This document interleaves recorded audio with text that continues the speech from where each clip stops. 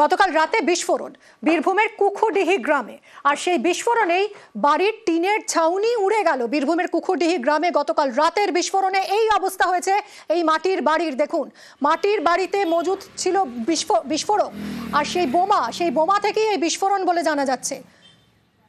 বিস্ফোরণের সময় বাড়িতে কেউ ছিলেন না, কেউ না থাকার সুযোগেই বোমা মজুত করেছিল দুষ্কৃতীরা, আর সেই মজুত করা বোমা ফেটেই বিস্ফোরণ, এরকমই প্রাথমিক অনুমান।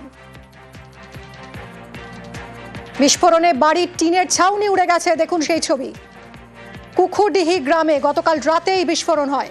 মাটির বাড়িতে মজুদ ছিল বোমা, সেই বোমা ফেটে বিস্ফোরণ। বিস্ফোরণের সময় যদিও বাড়িতে কেউ ছিলেন না, ফলে হতাহতের কোনো খবর নেই। কথা বলবো সুপ্রতিম আমাদের প্রতিনিধির সঙ্গে। সুপ্রতিম, এই বাড়ির মালিককে, এই বাড়িতে কি কেউ থাকতো না? কিভাবে এই বিস্ফোরক মজুত করা হয়েছিল এই বাড়িতে? দেখো, পুলিশের যেটা অনুমান সেটা হচ্ছে যে বিস্ফোরণ কিন্তু এখন মজুত করা হয়নি। বেশ কয়েক মাস আগে যখন এই এলাকায় একটা গন্ডগোল হয়েছিল, তখন থেকে এই যে বাড়িটা যেখানে কেউ থাকতো না, এবং সেখানে কিন্তু বিস্ফোরণ মজুত করা, বিস্ফোরক অর্থাৎ বোমা মজুত রাখা হয়েছিল।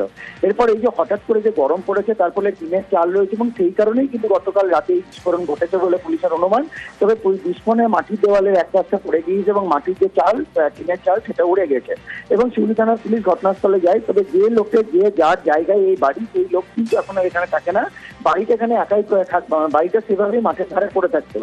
এবং এরপর থেকে পুলিশ দুজনকে আটক করেছে জিজ্ঞাসাবাদের জন্য। যদি পুলিশ কিন্তু আরো তদন্ত চালাচ্ছে সেখানে বিস্ফোরক অর্থাৎ বোমা কে বা কারা মজুত রেখেছিল।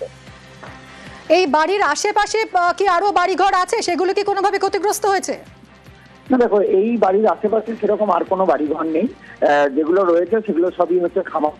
অর্থাৎ এই যে ঘটনা, তাতে কেউ আহত হয়নি, অন্য কোনো বাড়ির কোনো ক্ষতিও হয়নি। শুধুমাত্র এই বাড়ির যে টিনের চাল সেটাই উড়ে গেছে, এবং মাটির দেওয়াল যেটা পড়ে গেছে, এবং যেটা এই বাড়িতে কেউ থাকতো না সেটাই বাঁচোয়া। যদি এই বাড়িতে কেউ থাকতো এবং তারপরে যদি বিস্ফোরণ অর্থাৎ এইভাবে যদি বোমা মজুতের ঘটনা ঘটতো, তাহলে কিন্তু অনেকেরই আহত হওয়ার একটা সম্ভাবনা ছিল। ধন্যবাদ।